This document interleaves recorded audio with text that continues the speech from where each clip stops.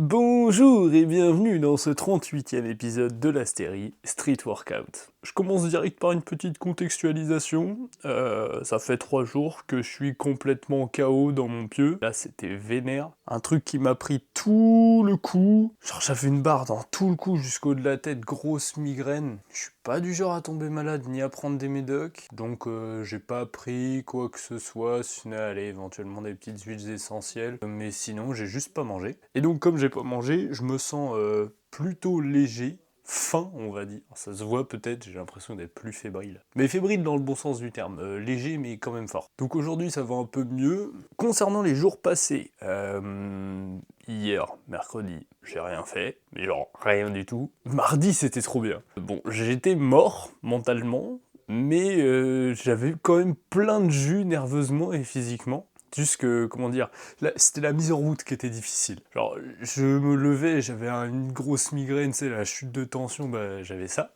Et pourtant, j'ai quand même réussi dans la même journée à faire 29 tractions pronation. C'est, je pense, mon record en pronation. Enfin, surtout sur une barre comme ça, sans magnésie, rien, et malade de surcroît. On va dire que c'est une belle prouesse. Pour moi qui m'étais gentiment remis au CTN-Rep depuis à peine 1 ou 2 semaines, on va dire. Et deuxième chose, j'ai réussi à battre le drop de Sunchaser. Qu'est-ce que j'entends par là? Le drop de Sunchaser de Active, c'est une musique avec un drop qui dure 1 minute 30. Et donc moi, pendant mes entraînements handstand, de temps en temps, ça m'arrive d'essayer de battre ce drop, donc de tenir en combo one arm handstand plus longtemps que le drop de la musique. Alors le fait de fonctionner comme ça, déjà je trouve ça super cool, et enfin c'est vraiment amusant quoi. Ça t'apprend aussi à te repérer sur la musique au niveau temporel, te dire ah là je suis à 1 minute, il me reste encore 30 secondes. Enfin généralement quand t'as déjà fait 1 minute de handstand, t'arrives plus trop à réfléchir. Enfin, 1 minute de one arm handstand, one arm flag, de trucs comme ça, quoi. Donc c'est ce mode de fonctionnement qui m'a permis de faire 1 minute de combo ininterrompu aux qualifications régionales, 1 minute de combo au sol. Et donc là, j'ai réussi à faire un combo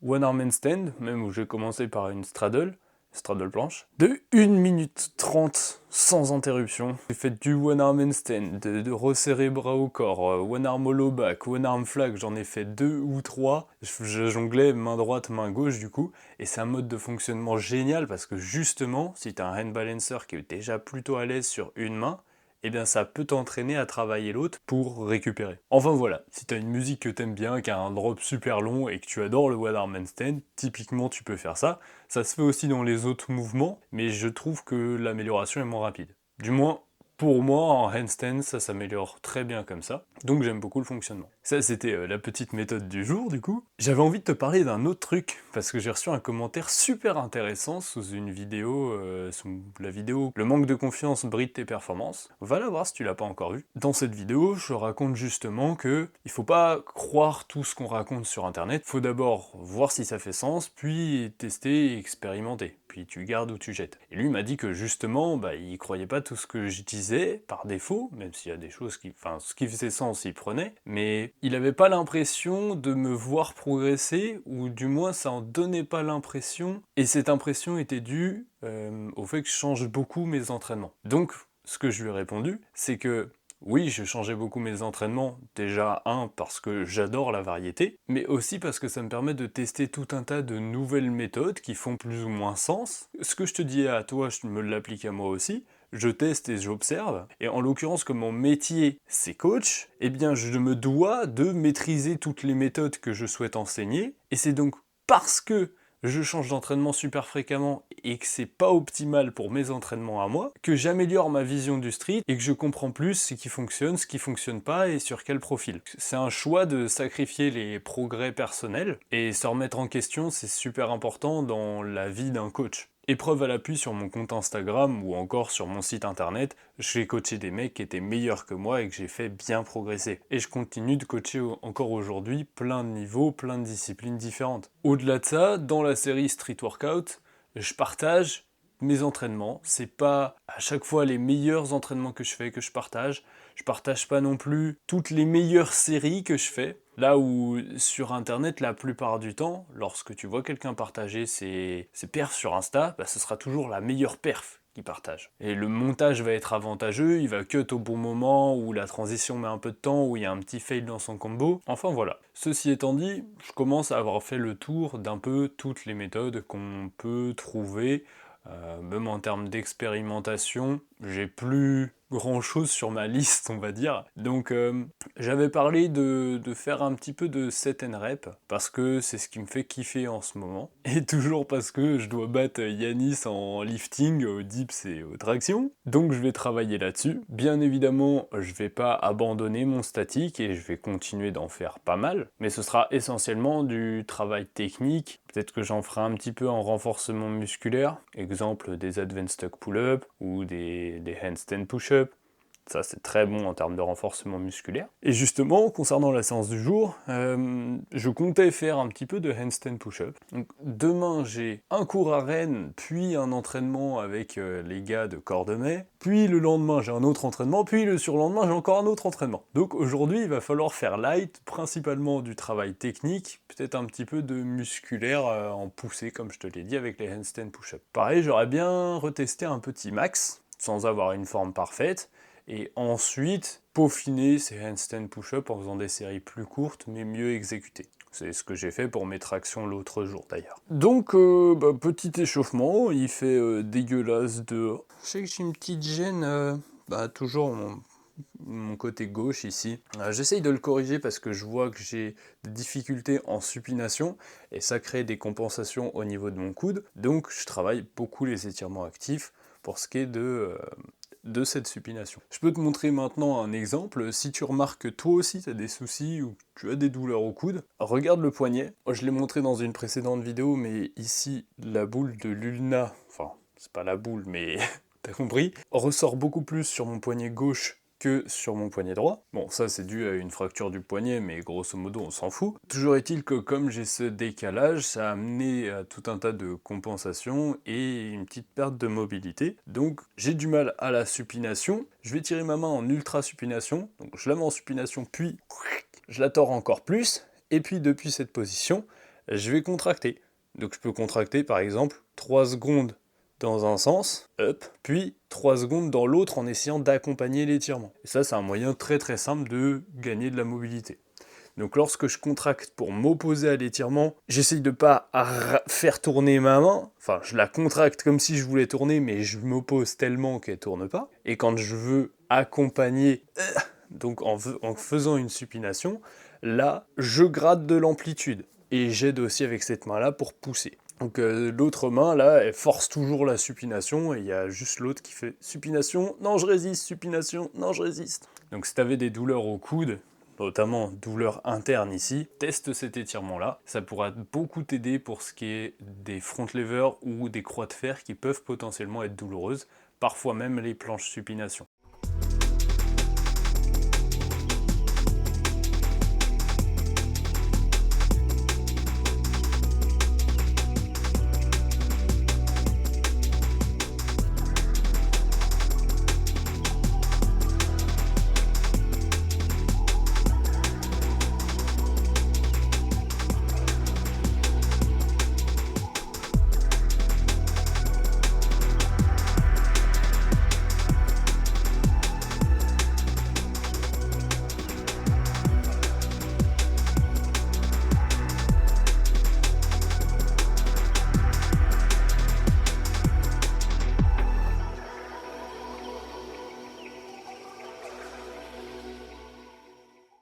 Franchement, je trouve que c'est incroyable, les facultés de visualisation. Dernière fois que j'avais tenté un max handstand push-up, je crois que j'avais fait 19. Là, je me suis senti explosif de ouf sur la première. Et exactement comme pour le drop de 1 minute 30 en one arm handstand, je l'ai visualisé avant. Genre...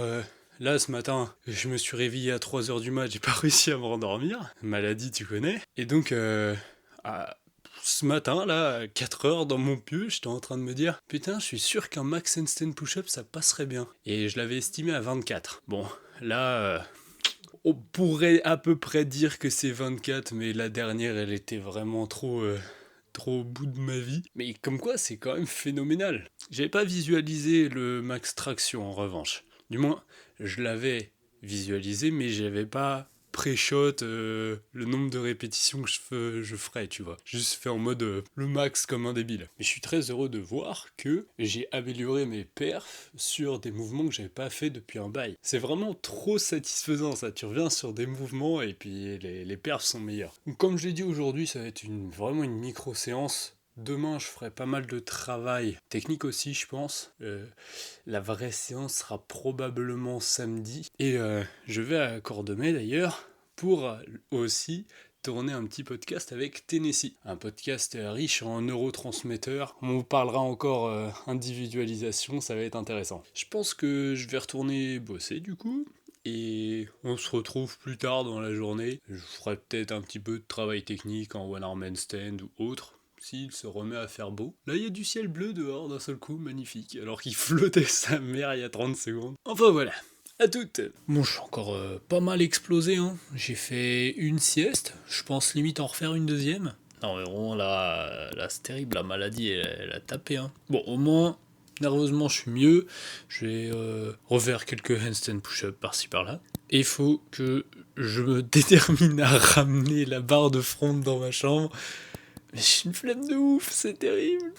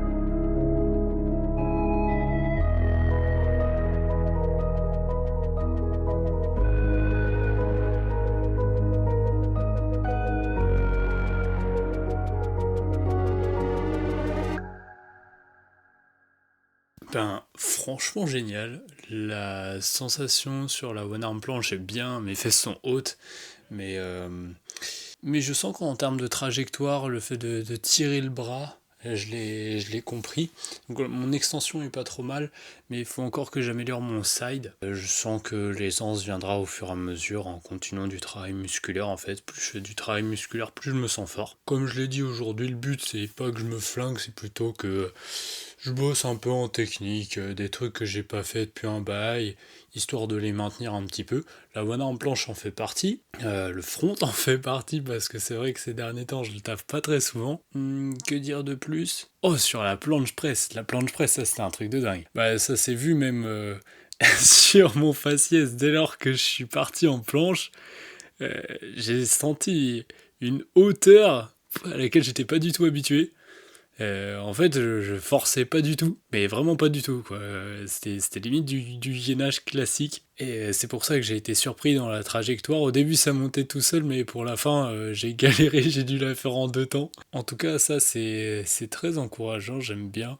Enfin, j'aime bien avoir cette sensation d'aisance. Quand tu reviens sur un mouvement que t'as pas fait depuis un bail, et tu te sens léger. Même le one arm handstand, c'est bien. Il y a toujours que j'ai la flemme d'améliorer ma technique et j'utilise trop mon bas du dos. En soi, il faudrait que je pousse un peu plus dans l'épaule pour ouvrir et et avoir une meilleure forme. Je saurais avoir une bonne forme en plus en un ou deux essais, et j'arrive à la corriger sur tous mes handstands. Mais je sais pas, j'aime bien travailler comme ça. Ça fait partie de ma touche perso, on va dire, et même si en soi je me crame un peu plus à faire comme ça qu'en perfect clean form, ben c'est moins prise de tête, et ouais, ça colle à mon style général. Pour moi, le street, je le dis, je le répète, mais c'est du freestyle. Donc il faut que chacun ait son propre style. Il n'y a pas de normes à respecter en mode ah, la performance c'est savoir faire des planches et du front. Non, la perf c'est à toi de la définir en fait. Tu peux vouloir travailler à fond dans le mana, à fond dans le handstand, à fond dans n'importe quel mouvement, ou peut-être à fond dans justement une combinaison de tous ces mouvements. Ton truc, ça peut être la polyvalence. Tu peux même chercher à débloquer des nouveaux moves. Il y en a, leur truc, c'est l'originalité. Mais ça d'ailleurs, ça me fait penser à un autre sujet, c'est que planche et front lever ont carrément la cote ces derniers temps, mais en soi, les 90 degrés push-up ou les variantes V-sit, E-sit sont aussi super dures. Et tu bosses à mort tes 90 degrés push-up, bah ça donne quand même une très bonne base de force pour attaquer sereinement la planche.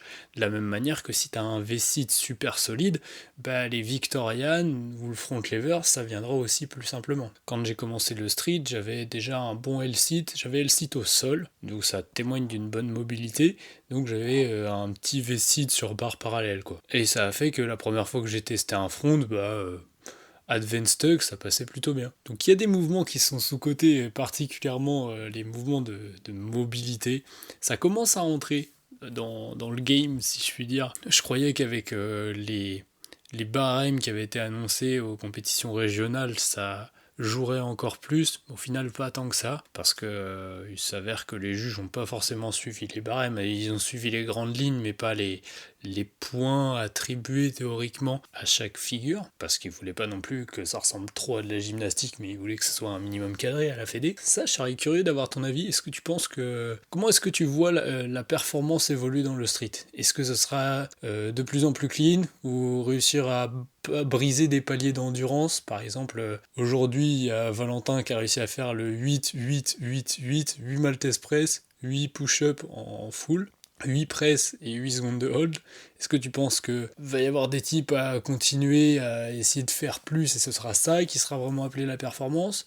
Ou est-ce que ce sera la polyvalence qui sera plutôt mise en avant? Ou est-ce que y a des personnes qui vont aller chercher plus loin dans la mobilité? Moi je pense que c'est aussi l'avis de Tennessee, du moins ça on en parlera dans le podcast, c'est que la mobilité c'est une facette du street qui a encore été extrêmement peu visitée, et pourtant c'est si difficile. En fait c'est comme c'est peu abordé, peu de monde se rend vraiment compte de la difficulté que c'est de taffer la souplesse. Ça demande de la rigueur, un truc de ouf, parce que quand tu t'étires, tu dois t'étirer tous les soirs, tu loupes un soir, franchement tu sens que t'es plus raide quoi. Très rarement, ça peut faire du bien de sauter un étirement, mais sincèrement, pour moi c'est le travail qui demande le plus de régularité. Donc ouais, j'attends ton avis en commentaire.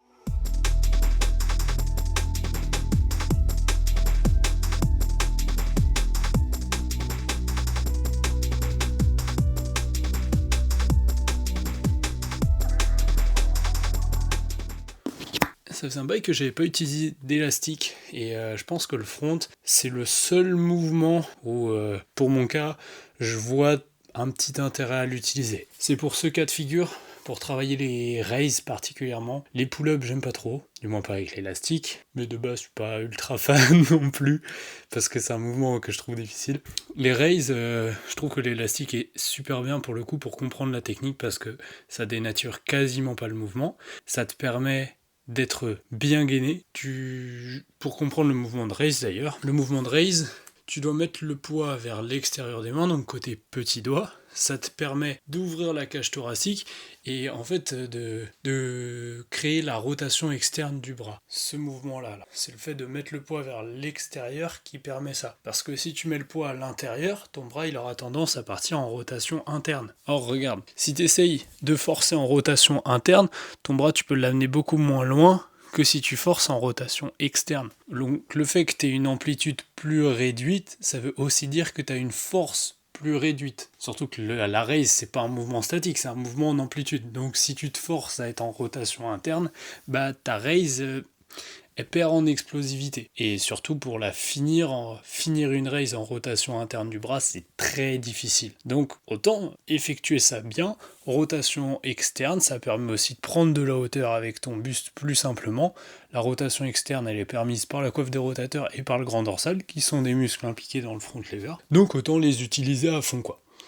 Raise, tu mets du coup le poids au niveau de ton petit doigt lorsque tu veux l'amorcer et tu as l'intention d'envoyer le bassin vers la barre. Tu vas voir que là, ça va monter tout seul. Si tu as un élastique, en même temps tu pointes les pieds à mort, parce que ce qu'on veut c'est pas créer une cassure au niveau du bassin, on veut que tout monte d'un seul bloc. De cette manière, tu arriveras à être explosif, et l'avantage c'est que les raises, ou même les presses en planche, ont un très bon transfert sur ce qui est du hold.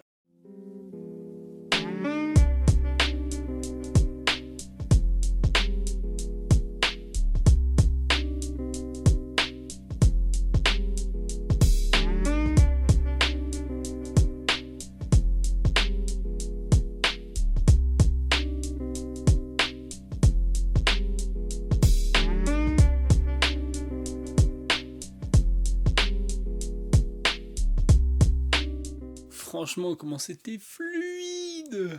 Ah, que ça c'est satisfaisant, tu vois. Vraiment, le décollage en handstand, faut l'apprendre les gars, il y a trop peu de monde qui le font, pourtant c'est pas si difficile, ça peut même aider à apprendre le one arm handstand à vrai dire. Parce que on dit, ouais les étapes pour apprendre le one arm handstand, c'est d'abord t'apprends le handstand, ensuite t'apprends le handstand avec une main sur les doigts, ensuite avec juste un seul doigt assisté, puis après tu lèves, pouf ça marche. Ouais, il n'y a pas qu'un seul moyen d'arriver à ces fins. Genre le one arm handstand, tu peux l'apprendre à assister avec une main certes, mais tu peux aussi l'apprendre à assister avec un pied en soi. Le décollage en one arm handstand, ça demande souvent de la force.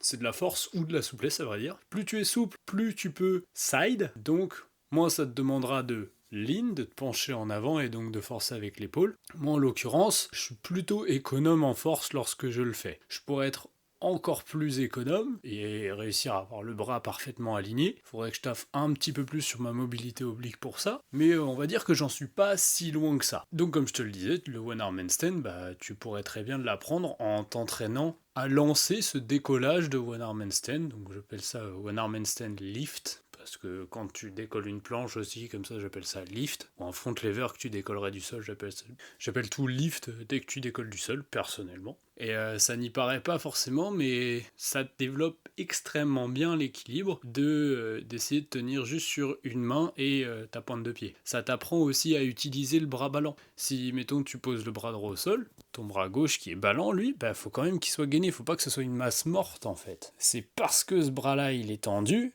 qui te permet, de faire contrepoids et de te rebalancer. Si tu commences à te péter la gueule vers la droite, c'est le bras gauche qui te permet, quand tu le tires, de te ramener vers la gauche. Et ça, je pense que c'est une erreur que font toutes les personnes qui commencent en one arm handstand, c'est qu'elles essayent lever le bras au lieu de le laisser se décoller tout seul. Lorsque tu lèves ton bras, tu crées un déséquilibre, donc souvent, ces personnes-là, elles vont tomber du côté vers lequel elles se penchaient peu à peu, du côté de leur bras porteur. Non, en vérité, si tu veux tenir ton one arm handstand, il faut apprendre à utiliser ces bras ballants là, et donc il faut pas en soi chercher à le lever, mais plutôt chercher à continuer à se décaler en tirant avec le pied vers l'horizontale pour que ce bras-là il vienne se décoller tout seul. Et dans ces cas-là, ça veut dire que tu t'y prends de la bonne manière. Donc je donne des petits tips par-ci par-là pour ce qui est des mouvements. Si ça te plaît, tu laisses un pouce bleu, tu laisses un commentaire. Même si t'as d'autres questions, tu peux laisser un commentaire. Peut-être que tu veux une vidéo complète sur du one arm handstand ou sur un autre mouvement. Et dans ces cas-là, tu peux aussi en faire part dans les commentaires. Je vois déjà des petits filous mettre « Ah, je veux un tutoriel one arm planche » alors qu'ils m'ont vu galérer avec la one arm planche. Si tu fais ça, je vais devoir l'apprendre pour ensuite te l'enseigner. Enfin, j'aime bien aussi les challenges, c'est cool. Voilà, donc je le rappelle, aujourd'hui c'était pas une séance à proprement parler, c'était vraiment récup active, plus, il y avait beaucoup de travail technique, un petit peu de n'importe quoi, j'ai pas tout filmé non plus, mais grosso modo je forçais pas sur mes séries. Le but c'était simplement faire un petit peu de tout, sans forcer. Et s'éclater un peu avec de la bonne musique pour pouvoir couper avec le taf. Si, j'ai fait un petit peu de cardio aujourd'hui d'ailleurs. Donc cardio, un petit peu de vélo. Le vélo, c'est pas très traumatisant pour ce qui est des articulations, on récupère vite. Surtout que je l'ai fait à une intensité plutôt élevée, mais j'en ai fait 10 minutes, tu vois, 15 minutes à tout péter. Ne néglige pas non plus le cardio, c'est important. J'ai fait des vidéos sur ce sujet-là, mais trop souvent on oublie que le cardio, c'est les facultés de récupération, quoi. Meilleur est ton cardio, plus tu peux encaisser des séances volumineuses, plus vite tu récupères entre les séries, plus vite tu récupères entre les séances aussi, c'est vraiment juste génial. Donc la spécificité c'est bien, mais pas trop non plus. Oublie pas le reste, c'est important aussi. C'est un taf sédentaire, bouge aussi comme ça, fais quelques petites pompes, quelques L-sit, quelques handstands. Si t'es encore en cours, bouge entre chaque cours, va flex dans la cour justement, va taper ton meilleur drapeau, ton meilleur back lever, fais du Grease the Groove. Et si tu veux une vidéo complète sur le Grease the Groove, t'en trouveras une sur ma chaîne. Je me répète, mais si t'as appris des trucs, dis-le en commentaire, partage la vidéo à des potes à qui ça servirait. Moi je te laisse ici, je te dis à la prochaine, c'était Moulax.